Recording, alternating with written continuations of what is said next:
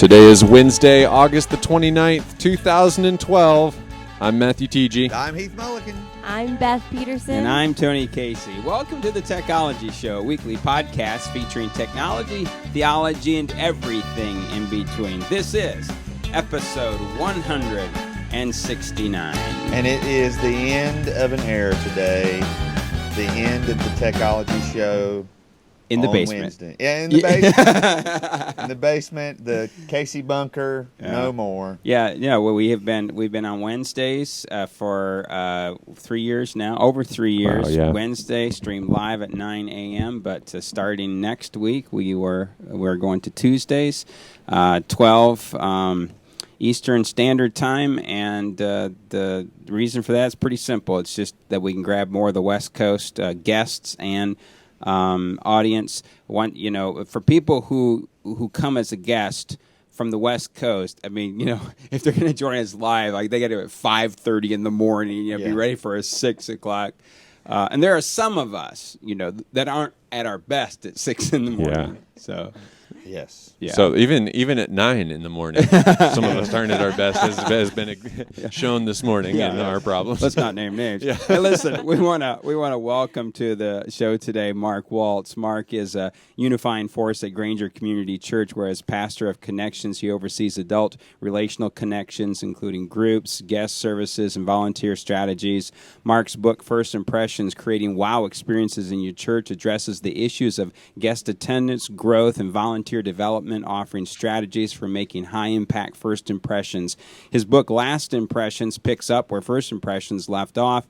How do you help visitors to your church find a place and genuine belonging? He's married to Laura. Together they have a wonderful daughter, Olivia. A trip to the mall, a night at the movies, or a week at the beach are a few of the favorite pastimes of Mark. Mark, thank you so much for joining us this morning. Honored to be with you, Tony. Thanks. All right. Real quick, before we jump into the interview, Heath, we have a winner for our giveaway last week. What was the giveaway and who won it? The giveaway was The Story of the Wesleyan Church by Dr. Bob Black and Dr. Keith Drury. Great, great book. And we have a winner, and his name is Micah Haithcock. I almost said Micah Kephart, which is a different Nope. guy. Micah Haithcock. Micah Haithcock. Haithcock. So sorry I stumbled on your name. So send us your mailing address, Yes. and we'll have it in the mail today. Yeah, not this one, but one book. This one's already been cataloged for Tony. Yes. Yes, Tony catalogs his books. That's not weird. It's it. Thank you, Heath. I appreciate the affirmation there. Yeah, please get your address to us today. We'll get that out to you today. Thanks for entering into our drawing. And we have another giveaway for next week, Heath. Yes, we're going to be giving away. Yes, sorry. We're going to be giving away. We're going to be giving away a copy of one of Mark's books, and you can actually go right now to thetechnologyshow.com/giveaway, and you can enter. And Mark has lots of great books on creating first impressions, and we're giving away ways to wow. Ways to wow. Yeah. First impressions. We're giving away first impressions. What we are? Yeah, that's what. Yeah, first. Oh. Okay. Yeah. What are we doing? We don't know what we're doing this morning. Let's get going because we don't know what we're doing. Yeah, I don't first think impressions you know is what we're giving away. All right, let's move. All right, so Mark, let's start out. How has your role or your job title changed over the years there at Granger as you have served? The role is pretty broad. When I was invited to come on staff at Granger, it was to serve as pastor of Connections, which encompasses quite a lot of ministry area. In fact, probably a lot of confusion when it started 12 years ago. Early on, I think the first 3 or 4 months in the role, I had a phone call come in, and a young lady asked if this was the Connections department. I said, yes, and she said, well, I need some help. And I said, how can I help you? She said, I'm looking for a date for Friday night. And I said, let her know that's not what I do and who I am. So there's confusion about the whole deal. Honestly, I was invited to oversee all adult relationships, which includes everything from guest services to group life, how adults volunteer, systems to make that happen, our retail services, how we care for our people through hospital visitation, funerals, weddings, etc. Over the years, it has changed as our objectives have changed. Because it's such a broad area, it means that at times I'm focused on adult Bible classes. It means other seasons I'm focused more intently on groups. In the last 2 years, it changed pretty dramatically.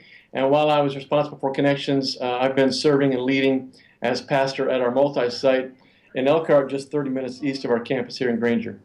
Great. That's awesome. You know, one of the things that you've done is written some incredible books on first impressions. Why are first impressions such an important thing for the local church? Thanks, Beth.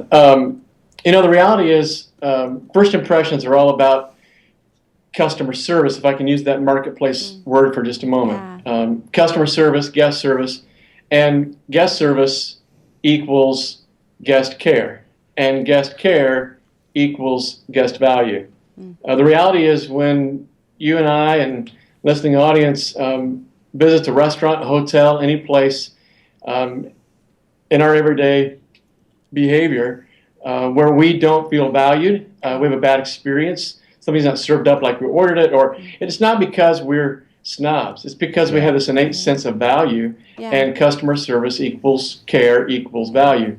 And if anyone should get this right, it should be the local church. It should be people who are followers of Jesus, who understand what it is to be embraced by love and embrace others the way Jesus embraces us.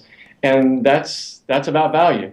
And so work that backward then. If we really want to value people, then we'll care well for them. And if we care well for them, then we'll serve them well as our guests. Honestly, it's not rocket science to me. It's just common sense, which baffles me that more of us haven't caught on. So, yeah, but Heath, before you answer your question, Heath, I just want to jump in here, Mark. In your book, and one of the things that you say is competition for experiences that affirm the customer's value is so intense in today's culture that consumers often base the quality of any business or church on the first few seconds of their experience. And one of the things I think is interesting is that, just curious what you think here, it's futile to look at the culture and say that you do or do not like something about the culture. The point is that this is where we are in the culture. Right. And that given that this is the way the culture is, we have to swim in these waters. Am I close here? Yeah, thanks, Tony. I should have you write some chapter excerpt on the new revisions coming out in the spring. You're absolutely right. And people get caught up, especially in church world, that we're focused on pandering to a consumeristic society. Right. And the reality is we're not trying to create that or encourage that. You're right. We're just trying to be real with what is. And because it is, we're asking ourselves, how do we meet people where they are? As consumers in a culture that's pretty me-focused, pretty fixed on entitlement. We don't want to perpetuate that, but we want to meet people where they are. And I'll jump in too. You know, the irony is you wouldn't have someone over to your home and ignore them. You know, you wouldn't ask someone to come over to your house and then just say, I hope you find something to eat, and, you know, I think figure out where the living room is. You know, but we feel so differently about church. We expect people to just show up and kind of figure it out for themselves, and they're being consumeristic to expect more than that. Wow, good. Yeah, great point. None of us would, in fact, we made great preparation before they even got there to make sure the place looked nice and the environment was set, and we were ready as hosts to receive them well. Yeah, great point, Beth. Mark, I'm in a small rural church, but take a small rural church, a small urban church. Maybe they're in an older building or they're renting a storefront. There's not a lot of extra cash. We don't have a lot of volunteers. So how does a pastor or a lay leader start to really build some systems that communicate that people matter? It's so easy, Heath, for people to look at churches like Granger and other churches that our church culture would deem as megachurch and think that the things in place, the building, the shuttles, the cafe, the foo-foo coffee, all that, are the things that are creating a great first impression. When in reality, those are just not, honestly, the big wow factor. The wow factor is always about people. People create environment. People create culture. People connect to people. So it doesn't matter the size of the church. Any church can meet guests, meet people right where they are with a great sense of integrity, authenticity, and genuine care. So that said, there is some system required, and systems are always about people, and when people are about systems and systems are about people, it works. So simple things like identifying who the appropriate people are to even be at the front door. Who are the appropriate people to greet guests and help them find their way around the building? Right. Not everyone's wired up that way, and so there's some care to be taken to make sure that we don't just have warm bodies who hate people, but we have warm bodies who are engaging people in a way that is genuine and authentic. So in addition to that, once you identify those people, a system would be to build a schedule so people know when to show up and when to be there, and if there's a scheduled rotation, that's communicated thoroughly. That we know how to point and direct guests when they have questions. And so there's a system for processing information and making sure that's disseminated, making sure guests know how to get that, make sure there's good follow-up. Those systems are simple and honestly pretty baseline expectations of any guest in any organization, let alone the church. And regardless of the size, those things can be done, should be done, and when they are done consistently, then churches aren't just deemed friendly, they are seen as a church filled with friendly people, and there's a big difference. Mark, walk us through what this would look like at Granger. So how would you identify a guest, and then what systems do you have in place then for them? Well, there's some soft side, kind of intuitive things that we do train, try to highlight, help folks be aware. Yeah. There are things like just watching body language and behavior, facial expressions. We all do this when we walk into any new environment, church or otherwise. If it's new to us, museum, mall, store, we walk into the building, into the room, and we pause to get our bearings on what's next. Where do I go? Where's the welcome desk? Where's the restroom? Where's the elevator? Where do I need to go? And we pause, and by pausing, we communicate we're not familiar with this environment. Watching body language for those kind of signs is a great way to help identify and then initiate conversation with people. I've worked with a number of churches who, and this is not particular to Granger, but who use a special guest parking area with, turn on your headlights and go to the guest parking area and we'll greet you there. And perhaps something is passed out in the parking lot to them as they walk in, which identifies to everyone inside the building, hey, this person's new. And so make sure you notice, you reach out, you touch them, speak to them, etc. At Granger, we're a little more laid back than that. We try to watch, we try to allow people to be hidden if they want to be hidden, but we move toward them. Every service, we make provision for guests to fill out a comment card. And we haven't done this to this point. A lot of churches I work with have, but we're about to experiment with the rollout of our new eatery and atrium, allowing guests to take their comment card to the cafe, restaurant, and use it there for free coffee, free bagel, etc. And then we capture their information that allows us to follow up with them. Cool. That's a great idea. What are some things, as you look around the world and other churches of first impressions and host teams, what are some things that are really working to capture information, to get guests connected, to make them feel valued? Yeah, Beth, I love the phrase you just used, and it's one thing that's really working. Use the word host. And many churches, including ours, we have up to a dozen or more different teams inside of guest services, first impressions. And when the greeter just sees him or herself as the greeter, then when he or she has finished greeting, they're done. When the parking lot attendant, traffic team member, finishes helping folks park their cars, they can consider themselves done. When you get the point. But if everyone on the team sees themselves first as host, then it doesn't matter whether or not your primary function is finished. You're still a host. The folks who saw you in the parking lot directing traffic walk inside the building, see you 20 minutes later, and expect that you belong here, you serve here, I have a question I can ask you. And that traffic person then can't blow that guest off because I'm not in the parking lot, my job is done. So helping teams understand that concept, that we're all hosts, really raises the bar in effectiveness of first impressions and guest services. I would also say that a baseline expectation, I said earlier, identifying a profile so folks understand that they're actually wired for this. And then baseline training that gets everyone on the same page, functioning the same way, offering the same attention, etc., is a huge help. I know there are a number of churches who find in some way, we use our weekend program as this tool. Others put together a guest services newcomer packet. But it helps folks who are brand new get quickly acclimated to language, opportunities, ministries, helps them kind of find their way. It's a roadmap, as it were, to navigating their experience in that church. Yeah. Real quick, let me jump in here. One of the things that strikes me, Mark, is the intentionality behind this. And maybe could you speak just for a second about the cost of that intentionality?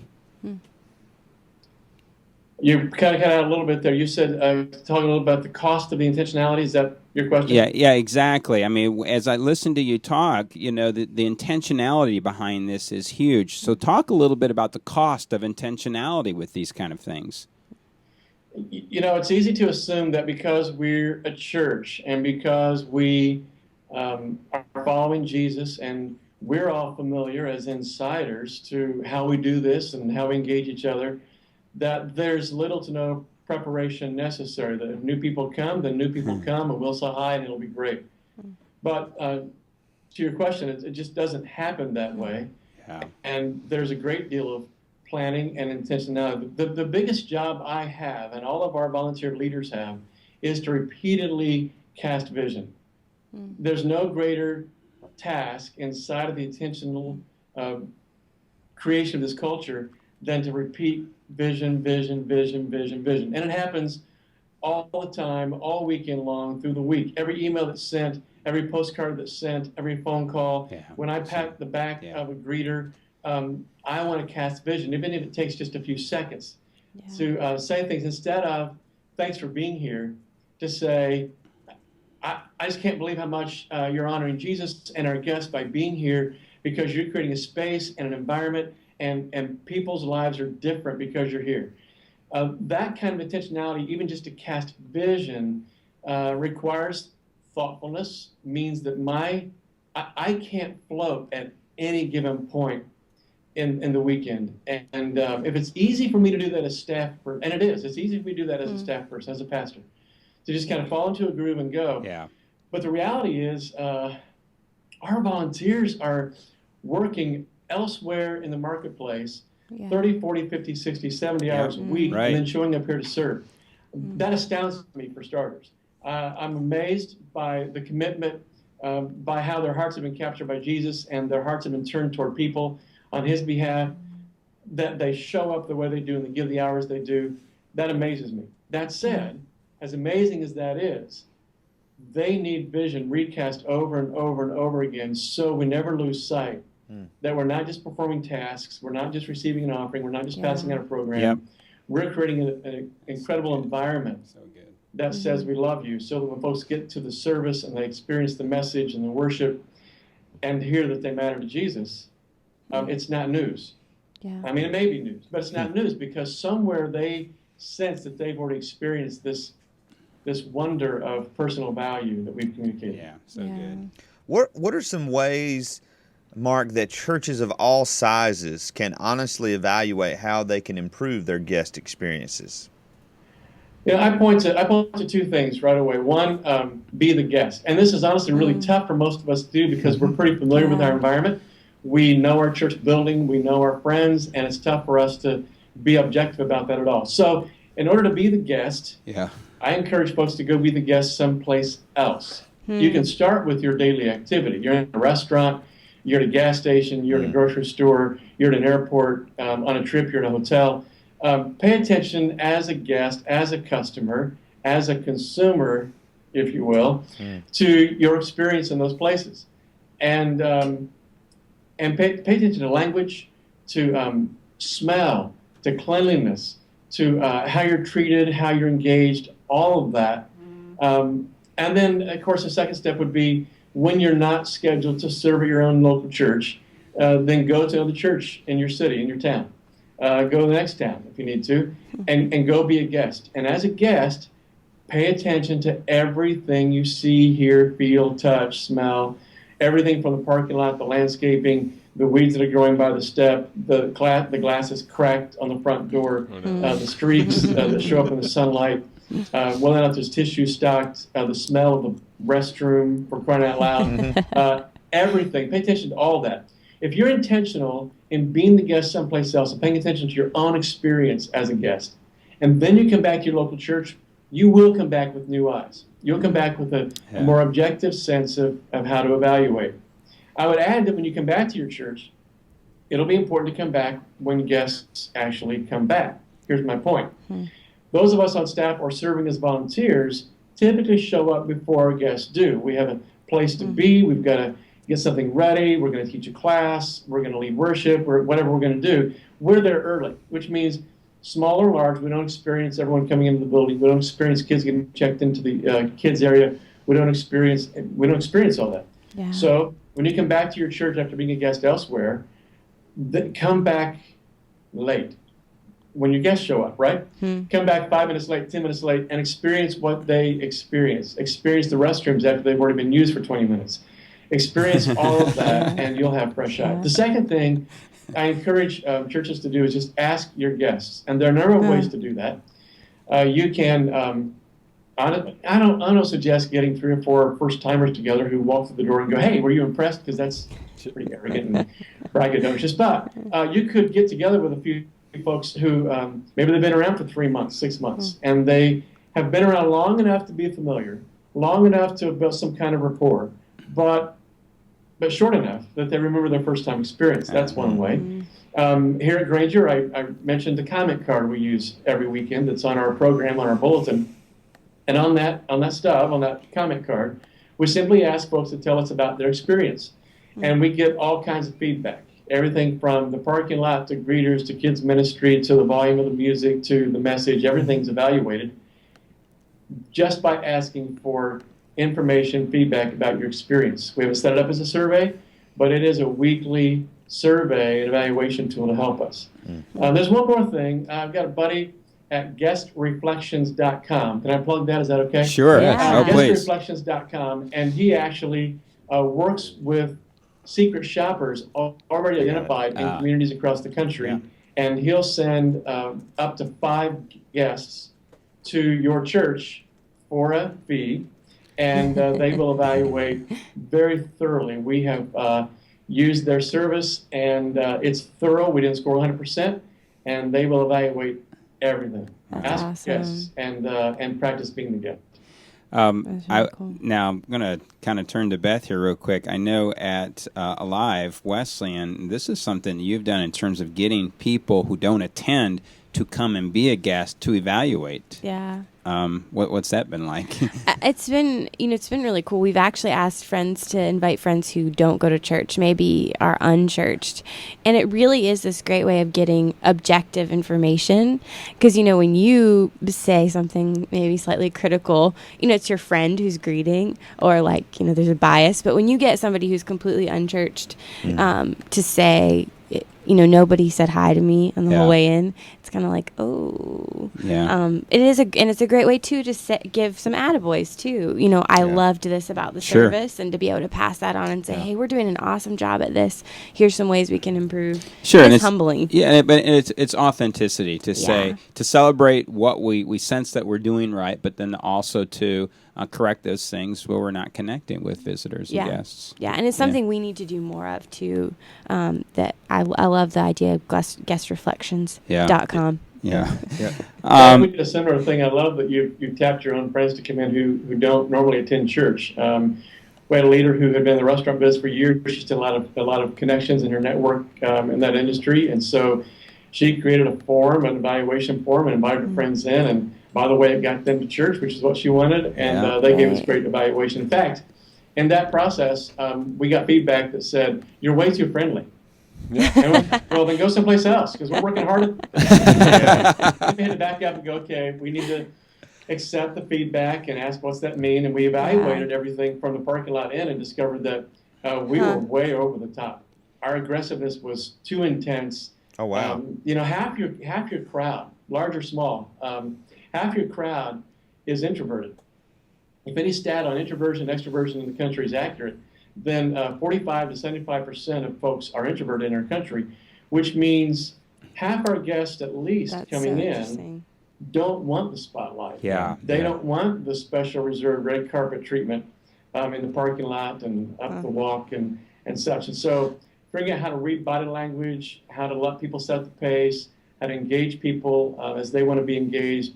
That's a big deal that we're intentional about here at Granger in training our teams. I'd love to hear more about that, because that's, some of the information that I read is, these VIP systems. And that's kind of part of our dialogue, even where I work, is, how do we value people? How do we identify guests and make them know that they matter to us because they matter to God, without scaring people? So what are some of the things that you did that you backed off on?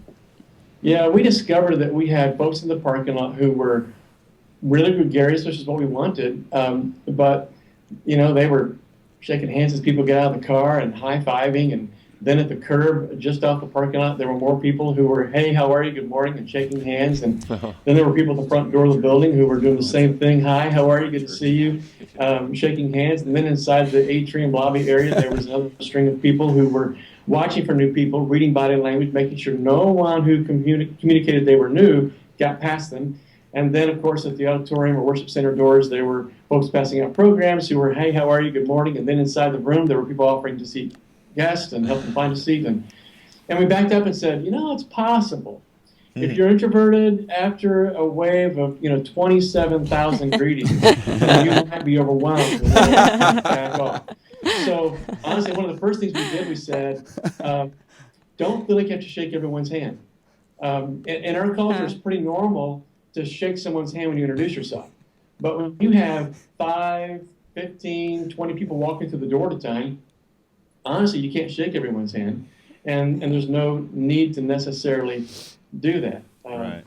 So it's tough for us because if you get the right people on your team, you have gregarious, people-focused, people-loving folks on your team who, honestly, many of them, their default is to shake hands. And so we've said to a number of our team members, why don't you go to the cafe, get a bottle of water, a cup of coffee, and hold it as you greet. That'll give you something to do with your hand. There you go. Wow. Yes. Wave, open a door, but hold it in your right hand, and you won't feel the need to shake everyone's hand.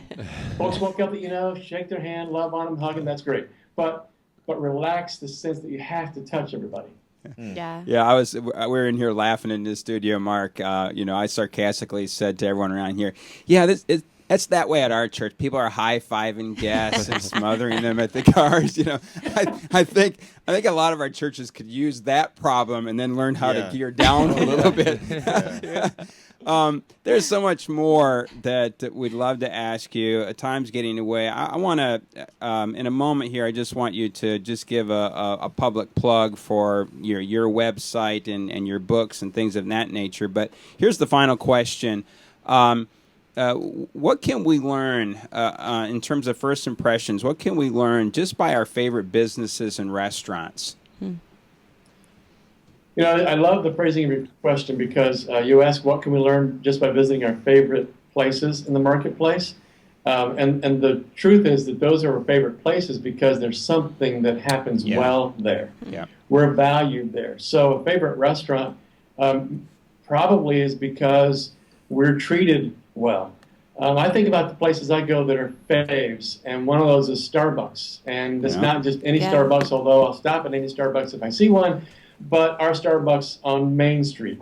We have frequented there for years, and what I learned from Starbucks is that in the briefest exchange, they are learning, watching, paying attention, being intentional, not just performing a task, to the point that I'm able to walk in that place, not after years, but after weeks, and a drink is ready because I know what I ordered. That kind of intentionality, to pay attention to individuals, because Starbucks is this corporate deal. Yeah.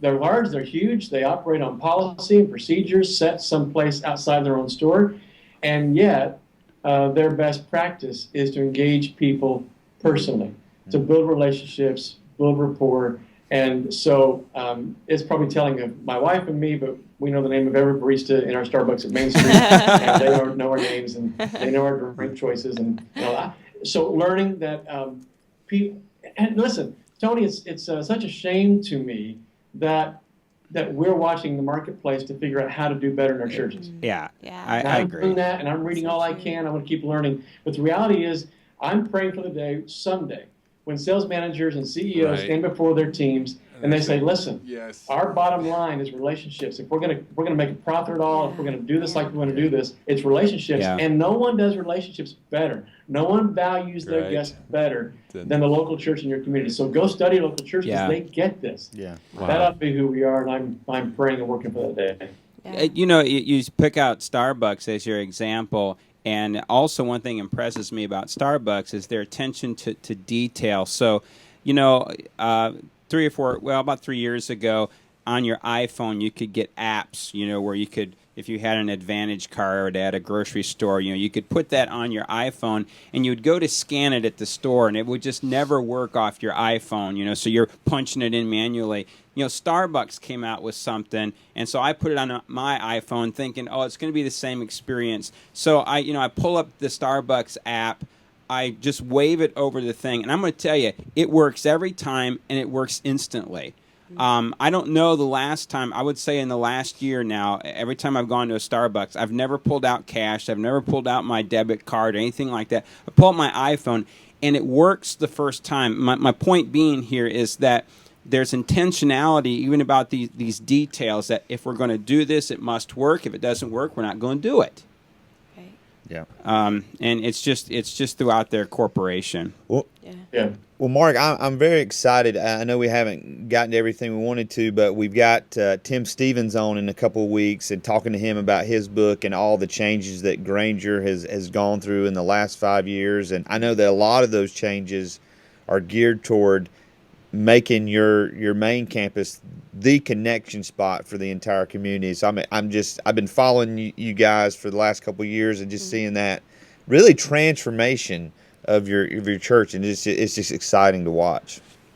We're trying to go, you know, as the producer here. Thanks, As I'm it looking, really is. I'd love to talk more about that, but obviously we're out of time because I was verbose for your 4 questions you got to ask. so I was trying to say here, we're trying to build out our Granger deck of guests. We've Yeah. got Ken Yeah. Meyer, So, Mark Waltz, Tim Stevens. So we got a few more to get. So anything you can do to help us out there. All right, let me say this here in a second. I want you to just pump your website and stuff. There was a mix-up. I ordered First Impressions to give away, but I told Matthew we're going to give away How to Wow Your Church. So here's what we're going to do. We're going to order How to Wow Your Church, and so we're giving away 2 copies, First Impressions and How to Wow Your Church. So we'll have 2 winners next week. Hey. We'll make that Maybe correction. my mistake too, so I'll pitch in to help. We'll make that correction on the website. I was so not involved with the mistakes. yeah. Well, you Yes, you were. Yes, you were. But you are the mistake. Yes, All yes. right. Hey, Mark, tell us about your website. Oh, man. Here's the reality of my website. It's becausepeoplematter.com. And I'm liable to write anything on that site, from guest services to group relationships to family insights to frustrations and pet peeves about culture. Pretty much anything that has to do with people and relationships, I'm liable to write about. You'll watch a pattern that's fascinating and frustrating. If I don't write for 17 days, it says something about my schedule, and then I'll write for 7 days in a row. So, yeah, the best thing to do is subscribe by email, so then you'll kind of see what's happening when. BecausePeopleMatter.com. You mentioned the books. Group Publishing, who's published all 3 of these books, have been great to work with, a great partner. And they recently approached me and said, the First Impressions book, I think it's 7 years old now. And apparently, they tell me it's still being helpful, and so they want to repackage both First Impressions and Lasting Impressions. So I'm in the process now of kind of updating some stories, updating some processes from our ministry here at Granger, and then they're going to recover and remarket those books this spring, I think. So that's pretty exciting, pretty fun, and it's an honor to be used by God and help churches, help people, value people. All right. Well, thanks again, Mark, for joining us. Blessings upon you and just the great work that Granger Community Church is doing for the kingdom. Grateful. Thank you so much. Hey, thank you. All right. Bye-bye. Bye. Oh, just good practical stuff there. Yeah. I'm still fascinated, Beth, by what you guys are doing at Alive with guests who come in, who are there not as guests to worship, but guests to evaluate. I mean, there have to be some painful moments about this as you guys get feedback. Yeah, there definitely are, because at least one of the persons that came in almost a little hostile to church. And so some of her comments, you kind of had to say, is this something we seriously need to evaluate, or is this some hurt she has towards church? But you definitely get more of an honest flair than you're going to get from a churchy person who may be a little more afraid to hurt your feelings. And you get things like, was there something said in a sermon that is offensive to someone who is not a believer? Were people too friendly? So, well, I would imagine too, if you consistently bring people in who are there as guests just to evaluate the church. If you are seeing something that's coming up consistently in their evaluation, then you say, okay, we don't need to take that with a grain of salt. This is showing up with all of, every guest, so it's something we need to address. We need to change. And something he said that's so true is, when you go to your church every Sunday, you stop noticing. You stop noticing that the grout in the bathroom's getting dirty. Those little things. But when you go to a hotel for the first time, you notice that stuff. You look at the bathroom. It's the same way in your own house. You're there all the time, and so after a while, you lose an eye for the crazy stuff that's falling apart in your house. Right. I actually we were out of town one weekend, and I visited I guess a mega church you would call it, and went in. The guy at the door said hello. They had like a row of 7 greeters. Not one of them spoke to me. Wow. I did get the lady handed me the bulletin welcome packet. I opened it up to fill out the visitor card. It was already filled out, like it was an old one, and it was like for a female. And I was like, Well, did you put the card in? I did. I made sure they got it, that person's information. But it was just not what I expected at all. And but I think it doesn't, I think Mark said this, it doesn't matter what size church or what your budget is, you can be friendly to people. Yeah. And I think you said it. We have failed at that in a lot of ways. Oh, we have. All right, let's move on to Download of the Week.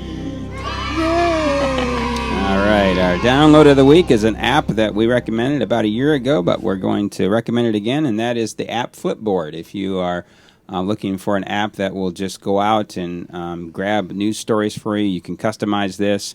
The first time we recommended it, it was only on iOS products, but they have it on Android now. I just have a friend who, the guy who got our Nexus tablet from us, the one that we reviewed, he was unaware of this, so it's very customizable, and what's nice is you can set up your own account, and so if you have more than one device, you just log into your account. Same way on the computer, you can go to flipboard.com, log into your account, so whatever websites, news websites that you're interested in, just goes out and grabs basically that information. Pulls a feed from either Twitter or an RSS feed and turns it into a magazine style layout for what you got. And it's great. I like to work it in with Google Reader. Okay. If you already subscribe to RSS feeds, it's a great way on a tablet device to browse your RSS feeds through Google Reader. Yeah, and again, I saw it on the Nexus 7 tablet. Worked really good, and so we recommend that this week. All right, let's move on to They Said It.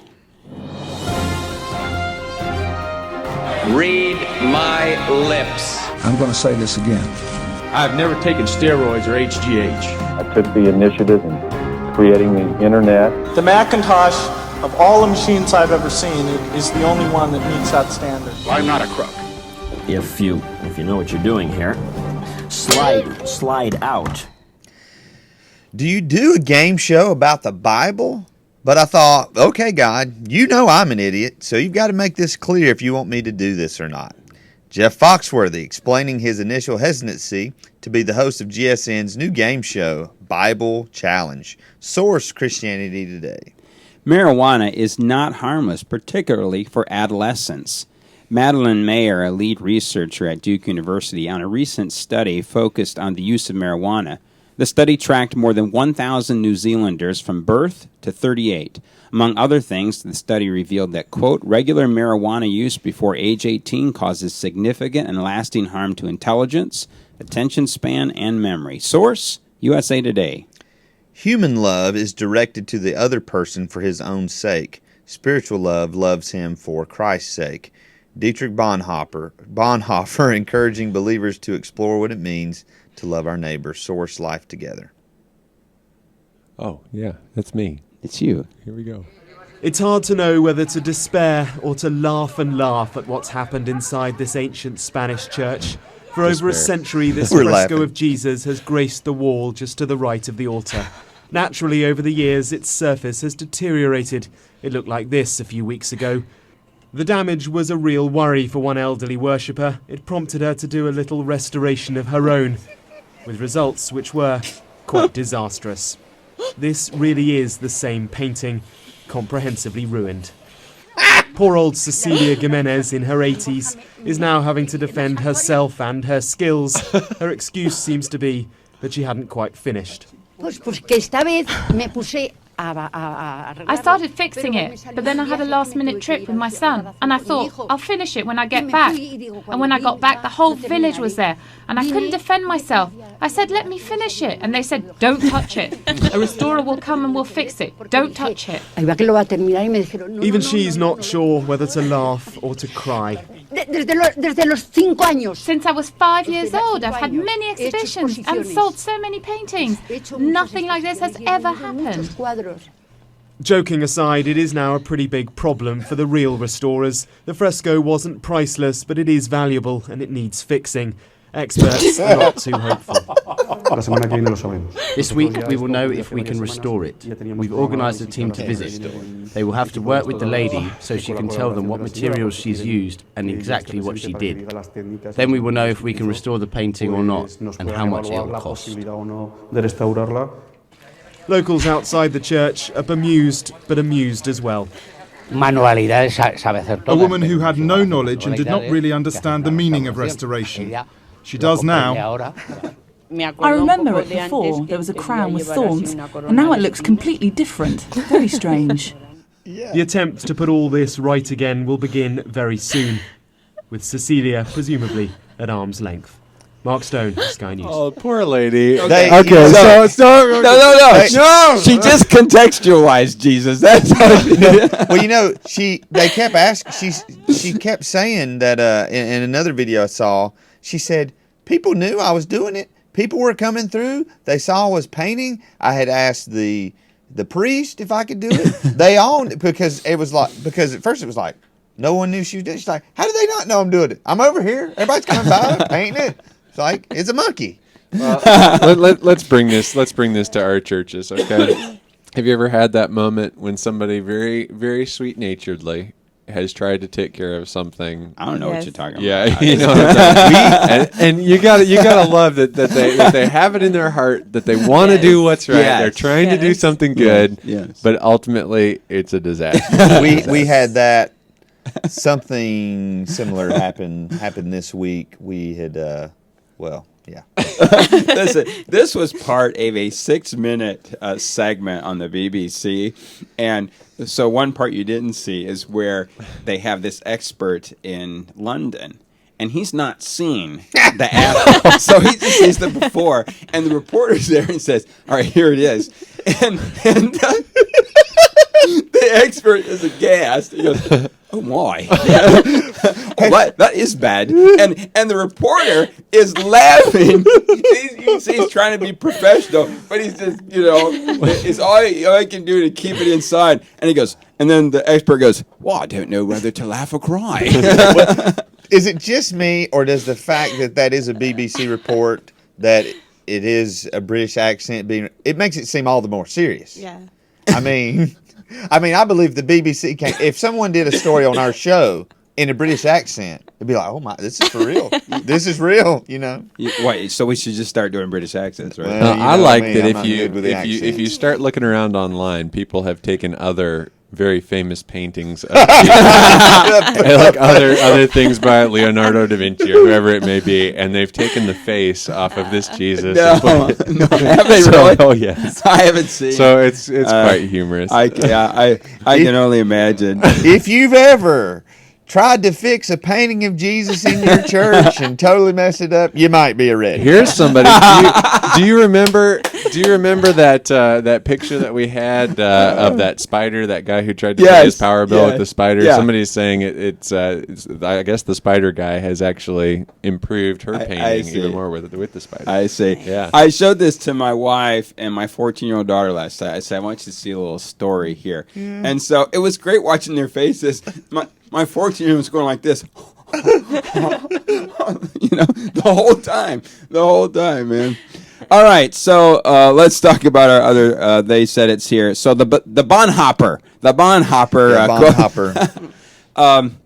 This is a classic book, Life Together. And on audiobook, I've been listening to the most recent biography of Dietrich Bonhoeffer. It's about a year and a half old now, but you can't appreciate this book, Life Together, until you understand the backdrop of Germany during Bonhoeffer's life, the disappointment that the church was to Bonhoeffer in terms of Nazism and the whole rise of Hitler, and how the church, there was no resistance whatsoever, and his feeling that they were just bankrupt on what it meant to be the Church of Jesus Christ and living life together. And I just love this quote. I think that if you can pull a quote out of that book, so would really encourage people to visit that. It's again the historical significance of this book, but it'll teach you stuff today about what does it mean to be the body of Christ and for us to exist together. I think that quote in light of our topic today, why we even do this first impression stuff, it's not to add numbers to our church. It's not to see how many people we can grab. It really is. God desperately loves the people walking in our doors, and they have to know we love them. As the body of Christ, we have to be different and love them, or it's not worth doing any of it. Yeah, and Bonhoeffer really explores that. What does it mean to love my neighbor? What does that look like? And of course, he's aghast as he looks around Germany during World War II and what's happening to the Jews. And he was one of the very few early on that defended the Jews, to say that the love of Christ extends to them as much as it does to me. Good stuff. So let's jump up to that first one, Foxworthy. When I first heard about this show, Bible Challenge, I thought, oh man, another kind of a hokey, Christian thing. And but number one, GSN's picked up on this, and here's what I like: you're playing for your favorite charity. Yeah. No one that goes on this show gets any money for themselves. It is to. And so Foxworthy, in this article that we link you to, talks about some come on there and it's for clean water in Africa and cool. Things of that nature. So, yeah, I mean, when I was first kind of put off by this, and Foxworthy will do a great job as hosting. I think it was churchleaders.com had a video from Game Show Network. And that's been the cool thing is like, you wonder how they're going to twist it or if they're going to make Christians look bad. And all the promotional videos I saw of Jeff Foxworthy, one of them in particular, he was talking about spiritual gifts and talked about, how he discovered his spiritual gift. And it's Jeff Foxworthy talking about spiritual. And it's just, so in a minute you're like, well, am I supposed to? But he does it he just has a style to everything he does. Yeah. And huge. I was pretty pumped because in my mind, this is like Bible Bowl on steroids. Yes. Bible trivia is what I thought. Yeah. It's like adults living out their fantasy to continue in the Bible Bowl world. Yeah. All Bible Bowl alums are coming out of the woodwork, right? Yeah. We had those things that you sit on, and you had to jump up really fast, Oh, so you did this? Oh yeah. Oh, you need to get on the show. Yeah. It can be for Occupy. Yes. Yes.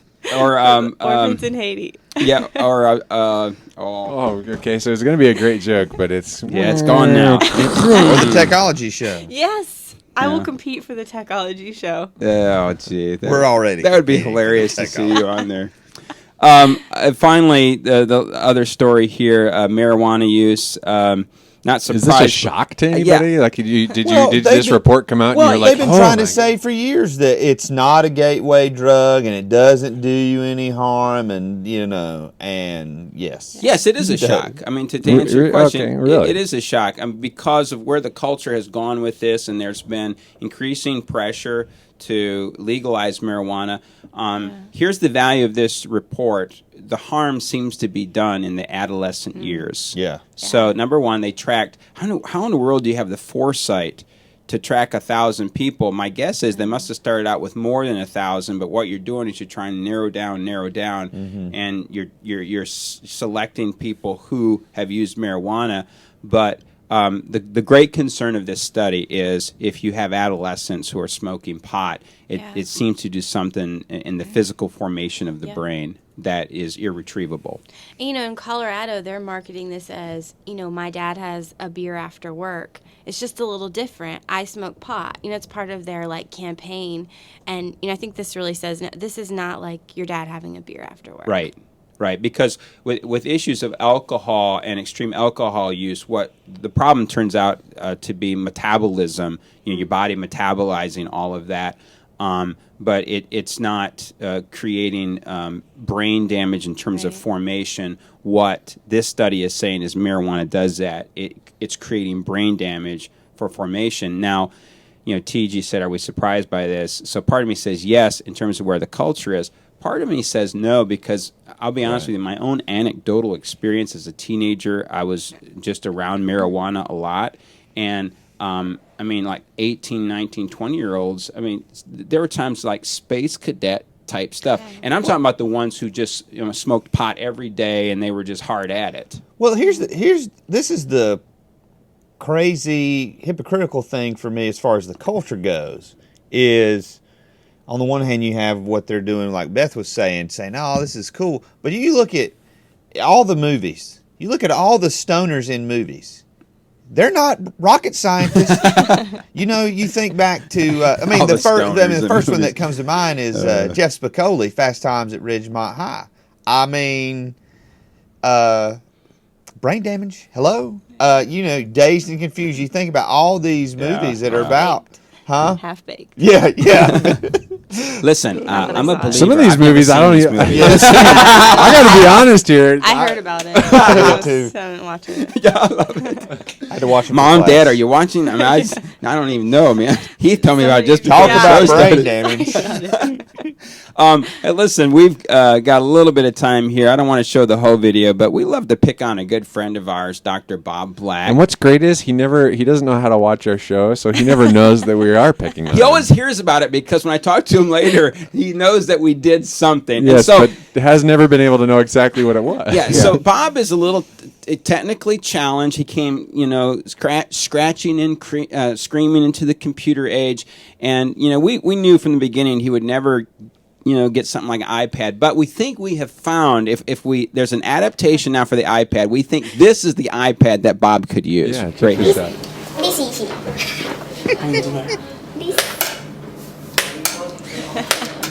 There it is. Yes, sir. See, your iPad just docks right into this thing. It is the iPad for Bob Black right there.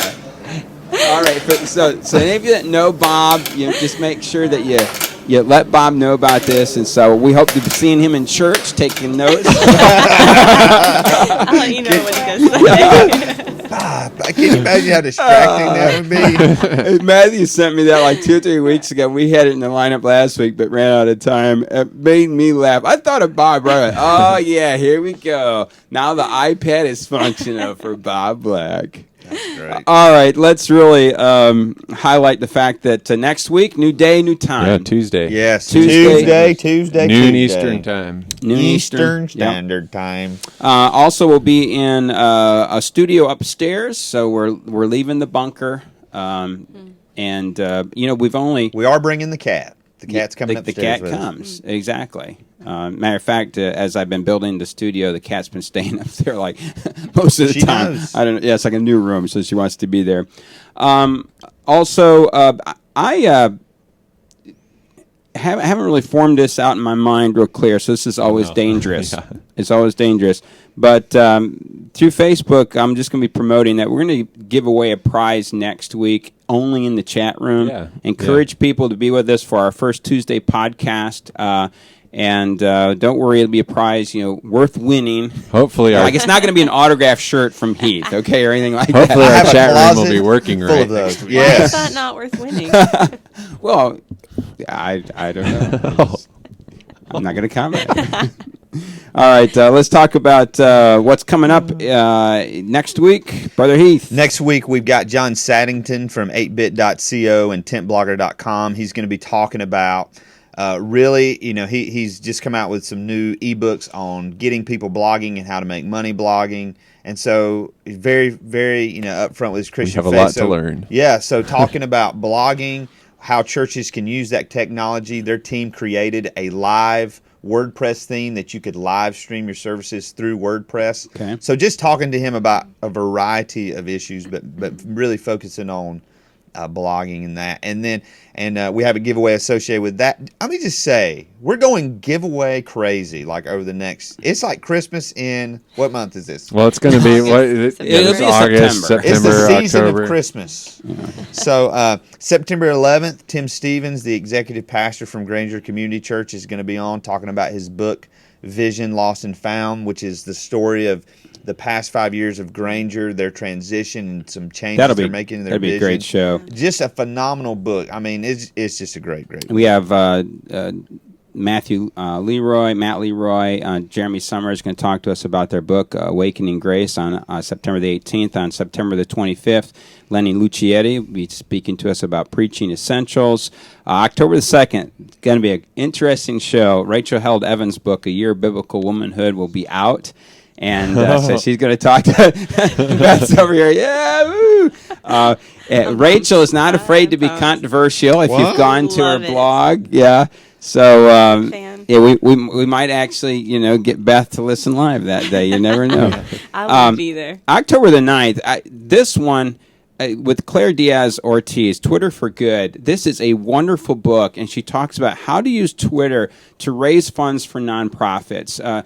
She is a believer. She works at Twitter. Yeah. And if you are trying to maximize, again, social media for your church in terms of having it be effective to reach people and, again, to raise funds for a nonprofit project that you're doing, we really encourage you. This may be the show that most of 3 years of doing this that actually fits our tagline the best: technology and theology. Like, we got somebody who's big in a big area of technology. That's awesome. Yeah.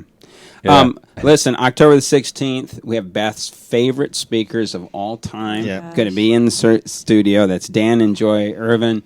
You know them, right? I do. And if I could be here to give the cut sound when my dad goes. Beth is so fearful here because she's afraid there's going to be family secrets that are revealed. And I want you to know that we are such that we're going to pump the hound out of that. We are going to try to draw everything out, find everything out we can about Beth, her brother Matt, and if we can use it against them, we will. Right. I'm not even so much concerned about family secrets, just anything controversial my dad might say. Did you see him when we were at General Conference when he was on the show? He did fantastic. Oh, he was great. Oh, my word. He's given a very limited amount of time, and I'm just concerned about the amount of time he may have. Your mom's going to be here, so hopefully she'll be able to.